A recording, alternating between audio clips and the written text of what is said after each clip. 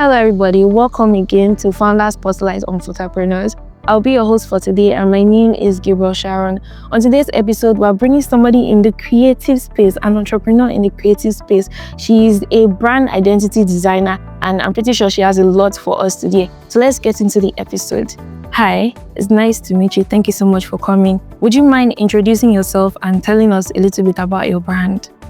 Okay, my name is Ernesto Luanimi. I'm in the creative industry. I am a brand identity designer, and my brand name is Think. The name is still under construction. So we are looking to add or subtract on the name.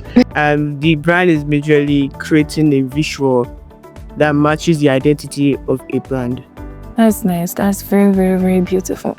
All right. So can you walk me through the story of your brand? What is it that you saw and you were like, there's something missing in this creative space. I need to fix it. Okay, so it started like after secondary school, right? I've changed my logo more than 10 times, right? And I feel like some people might go through that same problem where we don't know the right visuals, the right colors, the right style of branding that we should go that fits our brand. So I went to like a lot of confusion because I didn't see who to talk to, a mentor in the space. So my brand is about reducing the confusion, and I would say making people go to the right part of branding. Like if you say this is what your brand represents, and this is the right visual that will fit that value that you're saying your brand represents. Okay, that's very, very beautiful. So what you're saying is that being a brand identity designer is like completely different from being a graphics designer.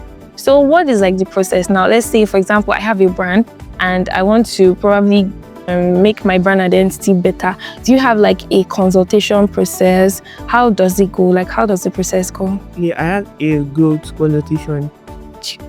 A growth consultant, actually, is the one that would do the interview and all of that. So what he gives me, the feedback he gives me, will give me the right information I need to create the best visuals that fit your brand. That's very beautiful.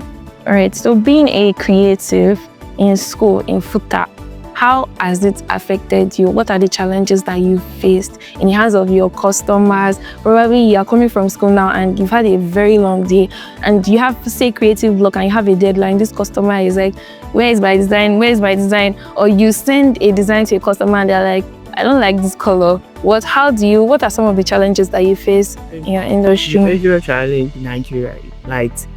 Yet, so you have to like light and fonts, because for it to have constant light, that means you have to have a generator or a solar panel. These things cost money. So another challenge is people do not know the right thing to do. They feel like, oh, your brand has to pop. But if your brand does not represent being pop, your brand should not pop. Yet, so some of them are luxurious brands, they want their brand to shine instead of reflecting luxury. So most of them don't know what is best for them for their brand, and they come back and say, this did not generate it, whereas they do not know the right brand identity that fits their brand. So most of the problem is, like I said, light, inadequate light, inadequate fonts. Pricing is very like you design for someone and the price will half, like say 10,000 go straight half. It's not just designs. Those words really like hurt sometimes. Free jobs, many people, because they are your friends or something, they want free jobs and all of that. I thought more than 100 free jobs. Wow. More than 100 free jobs for 2022 to now, more than 100 free jobs and all of that. So major problem, pricing, lights. Yes. That's nice. All right. So now speaking about the free job, can really understand your pain. I really can understand your pain. So how do you balance being productive? By being productive, I mean being profitable and still like helping the people that you feel that, okay, I have to help this person. How do you balance that? So it depends on the person, how close the person is to you. Like your parents now, you cannot price your parents and all of that, and churches and all of that. So and when it comes to other people outside that circle, you can just ask for an equity in their businesses. So they will not, some people don't know the meaning of equity, so they just keep it like that. So equity, their businesses, sometimes you just ask them for referrals. If you can refer me to 5 people, I will do this thing for you. Yeah. So that's how That's very, very beautiful. So you are both a brand identity designer, and you are also investing. That's actually a very, very smart. So guy, you need to come and learn work from this woman. That's very, very, very, very beautiful. All right, so I think I really, really like the concept of your brand, but I want to ask you, in the next 5 years, where do you see your brand? My brand also has a community. So in the next 5 years, I see myself raising, how will I put it, creatives that are millionaires, right? They have made enough money from being a creatives that have knowledge, that are knowledgeable, they are financially stable, they are mentally stable, because we don't take care of our mental health as creatives. We just want to work and collect money. We have 10 projects on the ground. Can you do this logo for me? Yeah, help. So we don't really take care of our mental health as creatives, which really, really affects us. So I'm creating a community. I see myself in 5 years having a community of creatives that are sound health-wise and also financial-wise. And also I see myself generating funds that are enough for me to get desired and quality tools like laptops and phones and all of that, because my laptop used to go off anytime it wishes. The struggles. So, it goes off anytime it wishes and all of that. So guys, you can lose the whole project, that you can lose your whole work. So I see myself in 5 years being financially stable and also creating a community, financially and mentally stable. That's very, very beautiful. All right, so dealing with creative block, people pricing you, and all of the various challenges that are there, I mean, with such a big dream, what's one thing or some of the things that constantly drive you to keep on going when you feel like, oh, I'm tired, I don't want to go no more? What are the things that push you to keep on going? Onward, poverty. Oh my God. Poverty, keep going.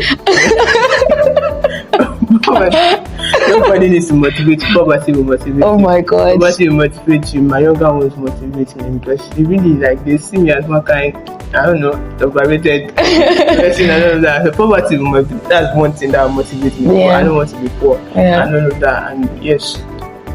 Poverty. That's nice.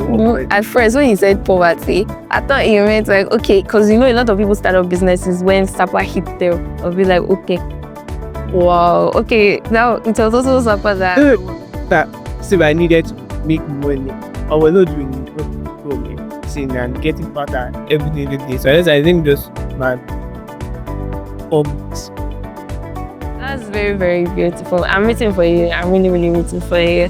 Yeah, all right. So to any creative out there that is probably tired of doing free work, that is tired of the country situation, that is struggling to be profitable in their business and all of those things, what's one thing that you would say to them? Just keep going. You want to die, but you not die. You want to die. So just keep going. You want to die. That's nice. That's nice. Then, okay, I think my last question would be on creative blocks. How I feel like a lot of creatives deal with creative blocks. It's very, very often in this age where there's even a lot of information, there's the internet, you're comparing yourself to people and all of those stuff. How do you as a person deal with creative blocks? Yeah, I consume more than I produce. I feed my eyes on designs more than I design. It gets fashion design and I get inspiration from Pinterest, from Behance and all of that. Hear things from people that have gone ahead of you. So I have more information that I'm dishing out. So if I have more information that I'm dishing out, there will be surplus in my head. I creative block. Whenever I notice that there's a spot, just sleep and eat. You'll be fine. All we need sometimes is just food. Actually, I'm gonna be obese.